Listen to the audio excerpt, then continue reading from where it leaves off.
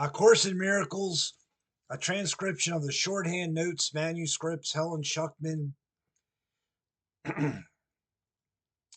On the other hand, many other expressions are clear expressions of the prevailing lack of awareness of thought power. For example, you say, just an idle thought, and mean that the thought has no effect.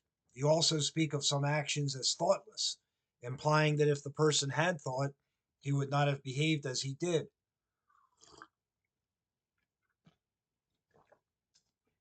You also use phrases like thought provoking, which is bland enough, but the term a provoking thought means something quite different.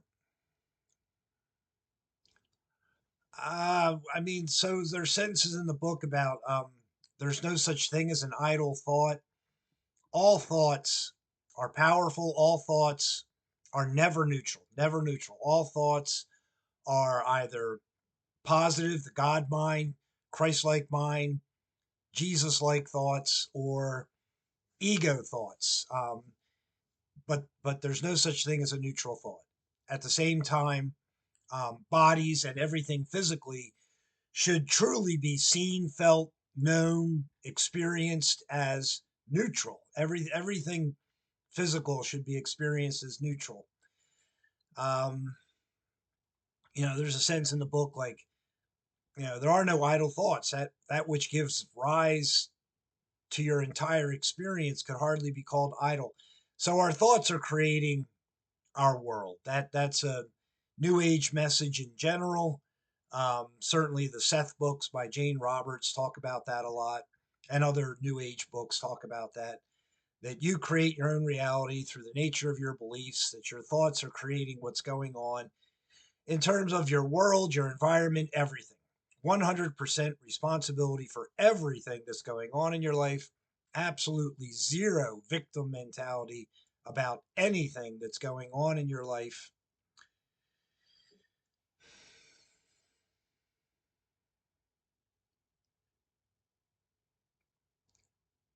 So that's the truth. That's the idea. Reading from ACIM, while expressions like think big give some recognition to the power of thought, they still come nowhere near the truth. You do not expect to grow when you say it because you don't really believe it. It is hard to recognize that thought and belief combine into a power surge that can literally move mountains.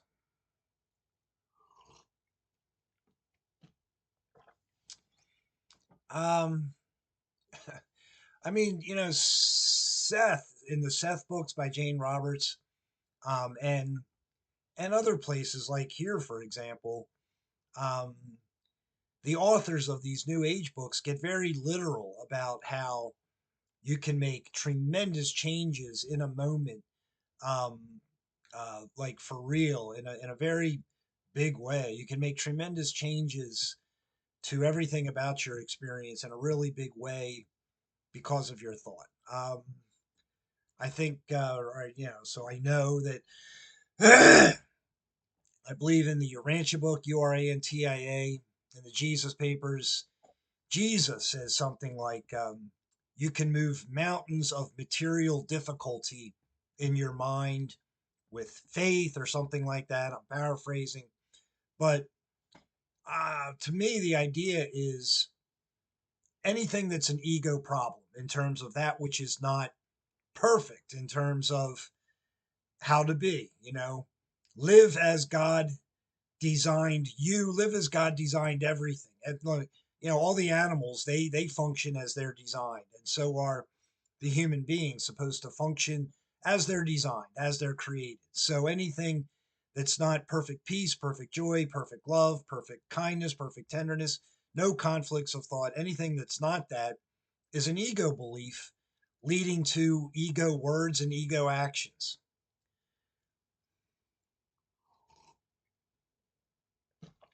Which always has remorse, disappointment, sorrow, or some other negative emotion involved. Anger, resentment, whatever it is, negative emotions involved.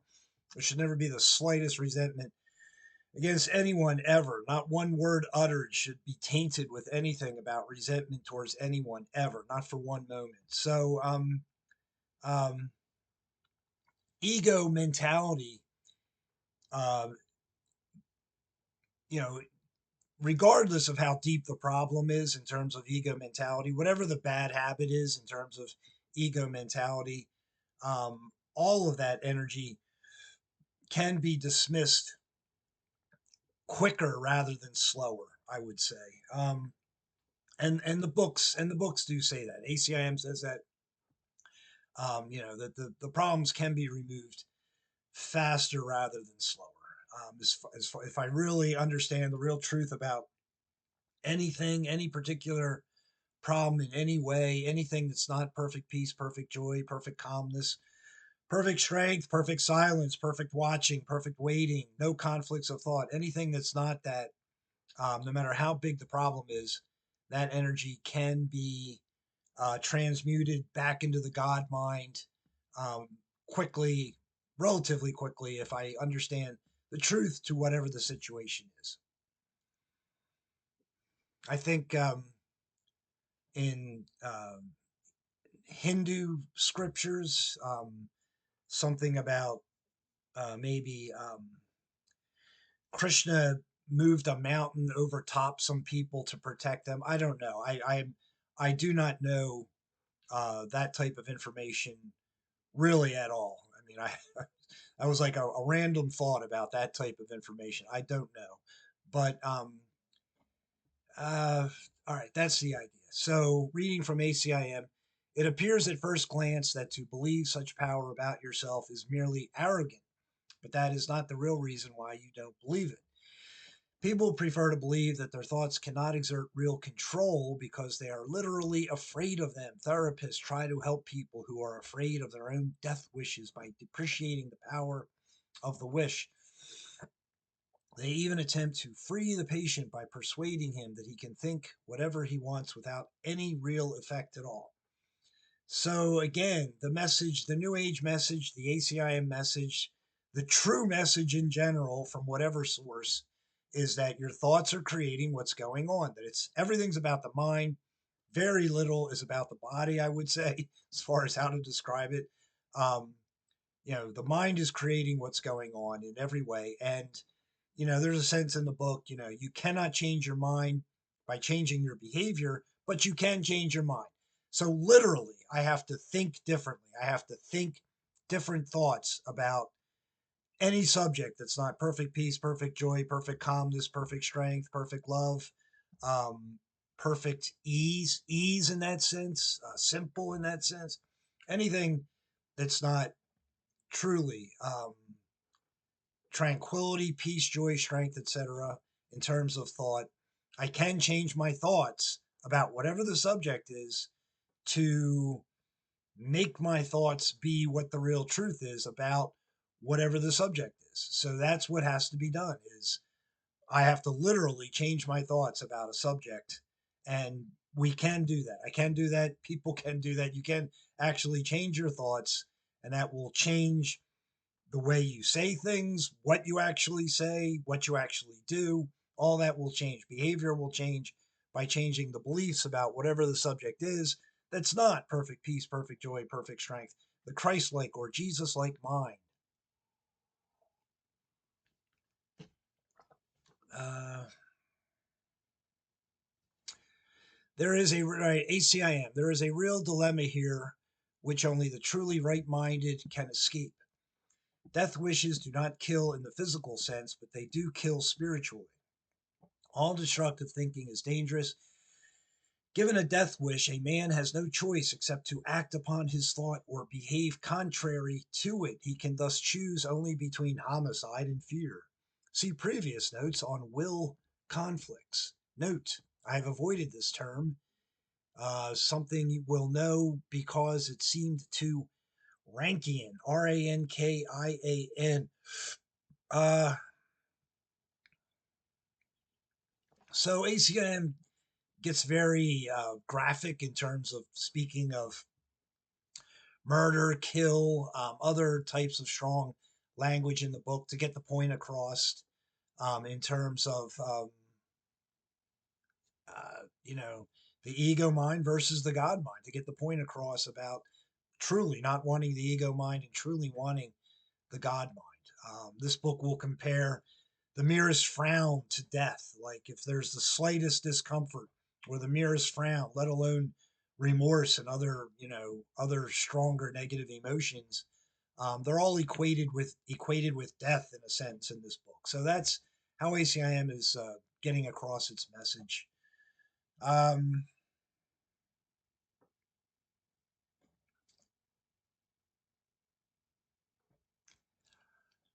so to be truly right-minded, the mind can be right or wrong is a sentence in the manual in this book, and it's saying that, it's talking about morality. It's saying that for every physical behavior, there is a moral choice of sinless, pure, holy, moral, virtuous, righteous. They're all the same thing, of going about whatever it is as God designed it. Live that way, be that way, do it that way, and I'll have perfect peace, joy, strength, love, goodness, calmness, no conflicts of thought. Nothing I say is contradicted by what I think, let alone do. No thought opposes any other thought. That's how someone can be in the God mind about anything.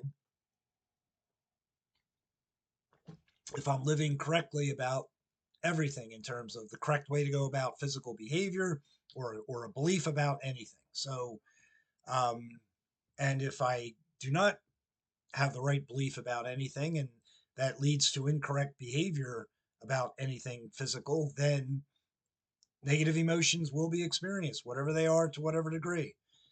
Um, ACIM, the other possibility is that he depreciates the power of his thoughts. This is the usual psychoanalytic approach. This does allay guilt, but at the cost of rendering thinking impotent. If you believe that what you think is ineffectual, you may cease to be overly afraid of it, but you are hardly likely to respect it either. The world is full of endless examples of how man has depreciated himself because he is afraid of his own thoughts. In some forms of insanity, thoughts are glorified. But this is only because the underlying depreciation was too effective for tolerance.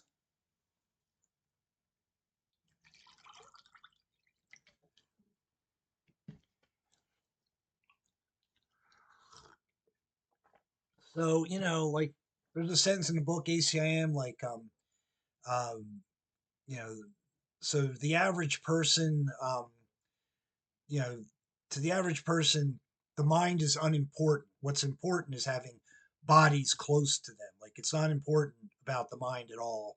It's about having bodies close. There's a sentence like that in the book. So in real truth, everything's about the mind. Um, the body can be a healthy, serviceable instrument. However, at the same time, I have to literally not see people as bodies. I mean, this is a very important idea in truth. It's described a lot in A's. It's described tremendously in ACIM, but it's a real truth that I have to literally not see people as bodies, see and know people, even literally physically see people as light and spirit and mind, and not as a body at all. There's tremendous amount of information in the book about that. Um,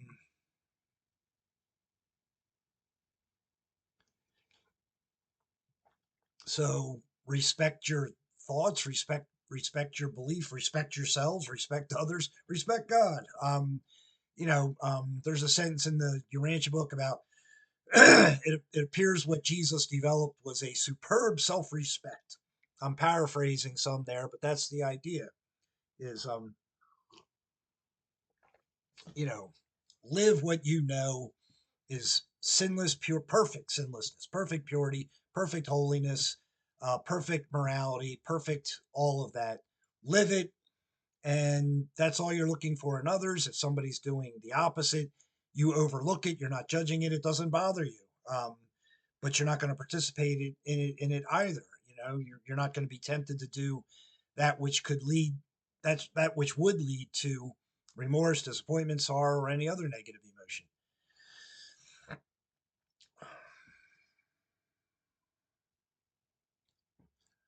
Uh, so in some forms of insanity, thoughts are glorified, but this is only because the underlying depreciation was too effective for tolerance. I don't really understand that line per se. I mean, I could probably think about it here, but let me see what the next paragraph, the next sentence here says. The truth is that there are no idle thoughts. All thinking produces form at some level.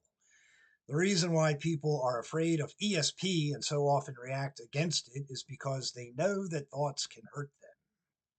Their own thoughts have made them vulnerable. So yeah, to me, that's one of the more standout sentences in the book, that all thinking produces form. This is very important to understand that ever since I or you or anyone has been a toddler, a preteen, a teenager, into your 20s, into your 30s, all thinking has produced form in the mind. And, um, you know, any and all of that thinking that was ego thinking that leads to remorse, disappointment, sorrow, anxiety, resentment, anger, or any other negative emotion. That's the energy that has to be undone. But that's a lot of energy that has been created in the ego mind from a very young age. But that's the energy that has to be undone to be restored to the God mind, similar to Jesus experiencing, um, you know, the great rays of God coming into his life, and knowing God um, perfectly, I would say, at his baptism, where the great rays of God come into his life, and so he's living in perfect purity, joy, strength, goodness, love, kindness, tenderness, no conflicts of thought.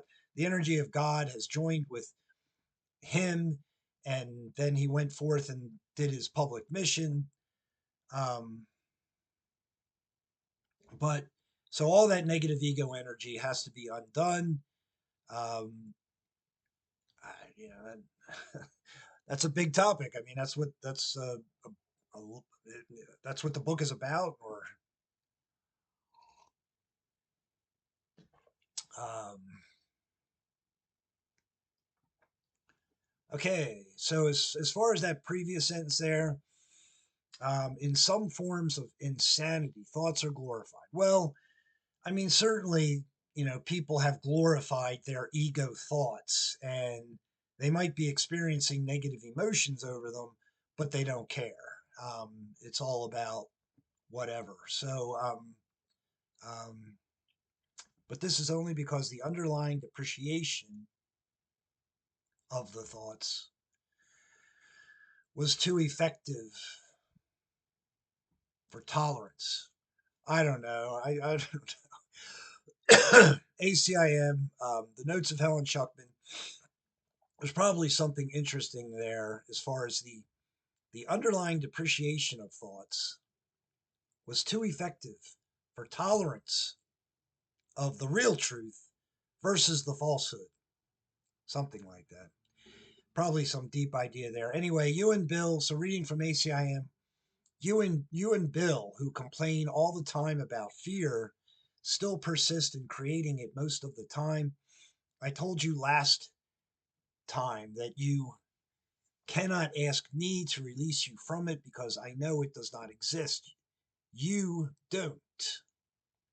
If I merely intervene between your thoughts and their results, I would be tampering with a basic law of cause and effect. In fact, the most fundamental one there is in this world. I would hardly help if I depreciated the power of your own thinking. This would be in direct opposition to the purpose of this course. So this book is written in the style of first person Jesus. I don't really believe this book was personally written by Jesus of Nazareth, but I do believe a spirit being wrote this book through Helen. So a spirit being of some kind wrote this book through Helen. I do believe that. I do not believe it was the actual Jesus of Nazareth. Um, but to pretend to be Jesus of Nazareth, there's nothing wrong with that, because this world knows much about Jesus of Nazareth, so it's okay to impersonate Jesus of Nazareth in terms of writing a book. Uh,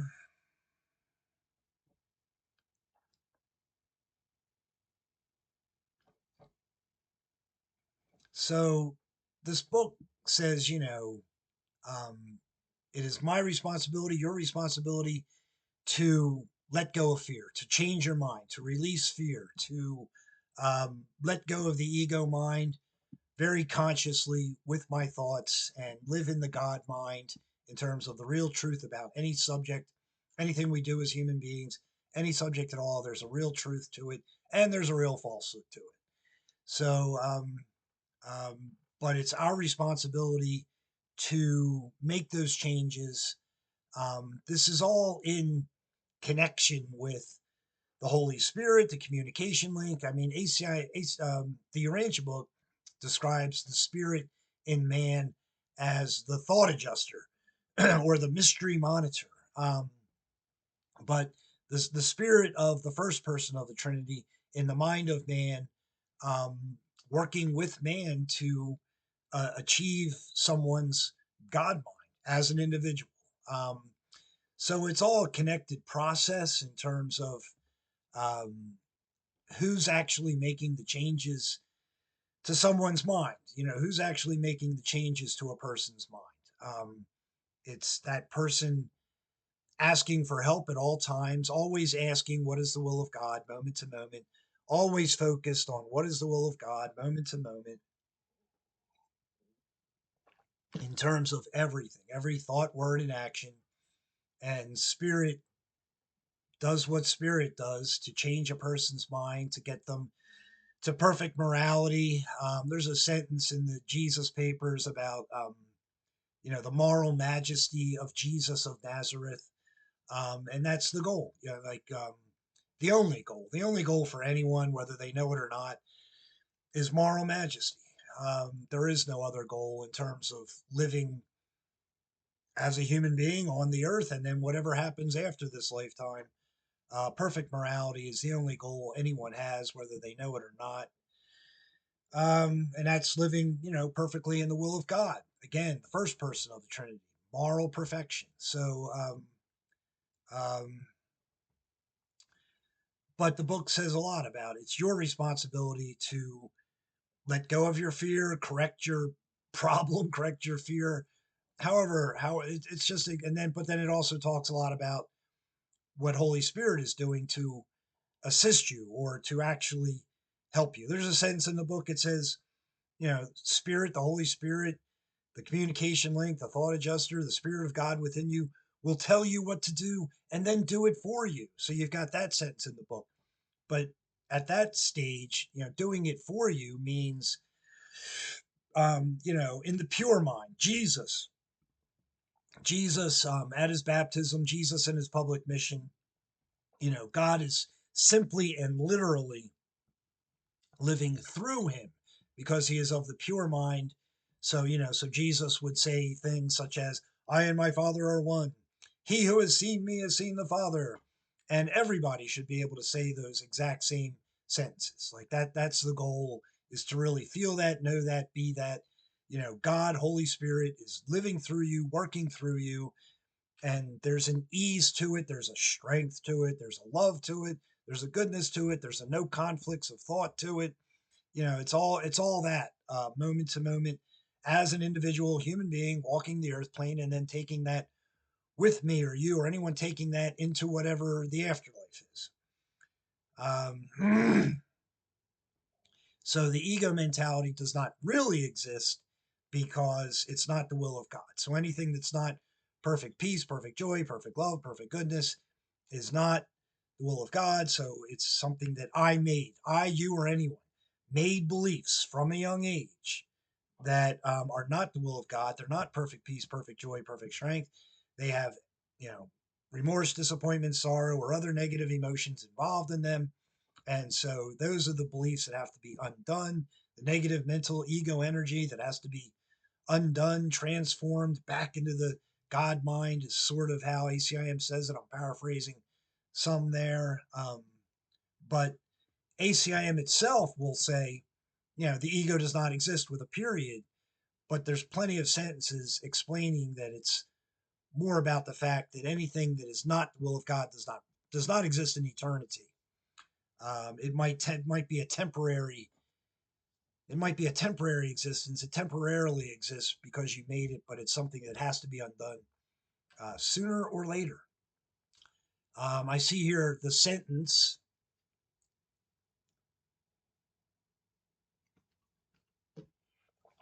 "You don't." That is a full sentence. Capital YOU, capital letters "you don't." So your ego self does not exist, but your capital S self, your Christ-like self, your Jesus-like self is eternal and always exists and has always existed eternally. Your perfect self has always existed eternally. My perfect self, your perfect self has always existed eternally. And the goal of ACIM is to remove the blocks to the awareness of that, to remove the blocks to the awareness of love's presence.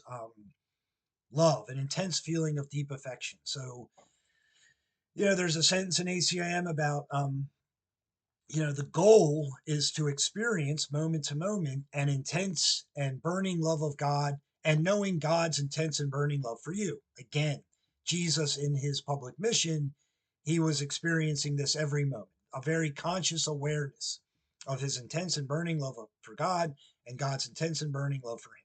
So every moment to moment, that's how everybody is supposed to be. That's living in the God mind, the Jesus-like mind, the Christ mind. Um, um, all right. So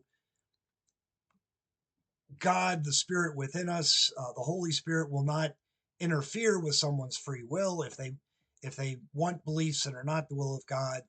The Holy Spirit will not interfere in that. Um,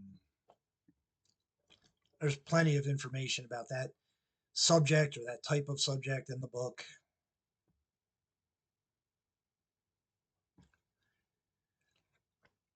So, um,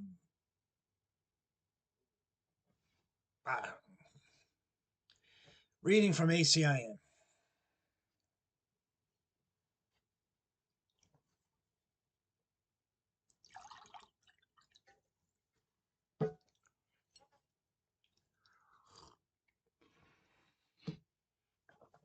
Oh,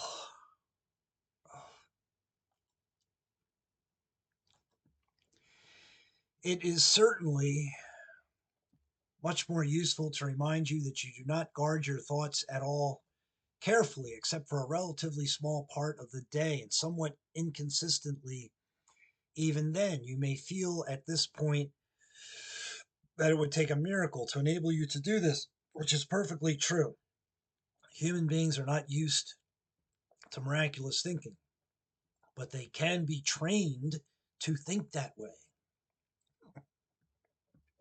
So ACIM has quite a few sentences in the book about no mind wandering. In other words, I can choose what thought I want as my next thought, moment to moment, in terms of what the real truth is, the God mind, the real truth about any subject in any way.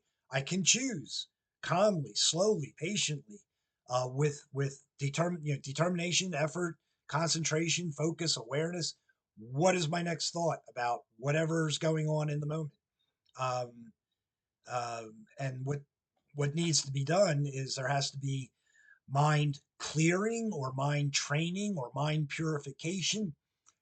You, or anyone has too many thoughts.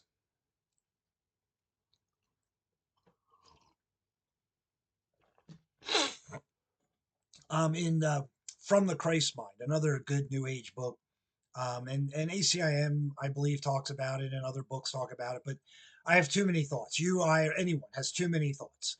So I don't want so many thoughts. What I want is one strong God thought, moment to moment, a Jesus like calm with patience, the tranquility, the peace of God, which passes understanding. Like that, that's the type of that's in that reality is where and how I want my next thought to be in terms of anything that's going on in the moment. So um, it's about not having so many thoughts, because most of the thoughts that I, you, or anyone has are ego thoughts. They're not the God thoughts. I don't want those thoughts at all. So the book talks a lot about no mind wandering.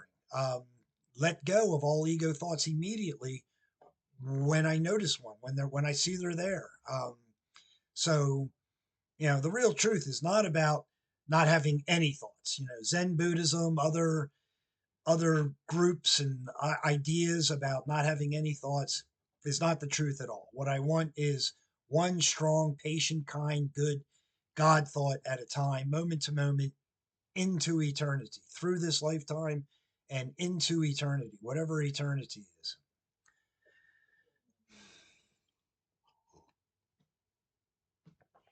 Um, and let go of all the thoughts that are ego thoughts until they're completely never present. The book talks about the shadows from the past, shadow figures from the past in terms of thoughts that are not God thoughts, but like was read earlier here about thinking creates form. So there's a lot of thoughts, shadow figures from the past in terms of thought that are affecting my present, and those are the thoughts that I want to not be present, not be there, to go away, to go back to the nothingness that they were. Is one way to describe it in ACIM. They're not God thoughts, so they're not really real.